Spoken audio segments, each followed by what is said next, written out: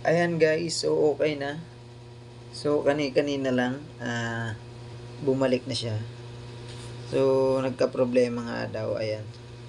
So kinabahan kasi ako gawa ng akala ko mamaya baka akala ko na na naman, na-hack na naman. So siyempre, sayang din doon kami kumikita at saka doon kami doon kami nag-aano ng aming maliit na business na ito nga na online business namin. Doon lang kami kasi pwede magbenta. Kasi hindi namin kaya magbayad ng renta ng umupa ng pwesto. Kaya syempre, para makatipid na rin kami,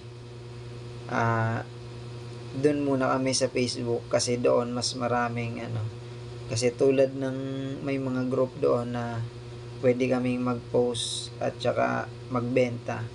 Ayan. Kung sa TikTok kasi hindi rin pwede sa TikTok kasi sa TikTok mga pang teenager tsaka mga bata lang, halos bata lang mga nandun. So ang hirap doon magbenta kasi hindi naman sila masyado mahilig sa ganun. Tapos sa Facebook kasi mas maganda sa Facebook kasi mga nanay, tita, tatay, ganon. So panglahatan yon, bata, matanda, nakakapag doon. So kaya doon kami nagpo-post. Ayan, so maraming salamat. Okay na. Thank you Lord at okay na yung Facebook natin. Nakakapag-login na rin.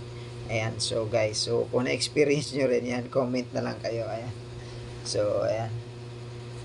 Thank you.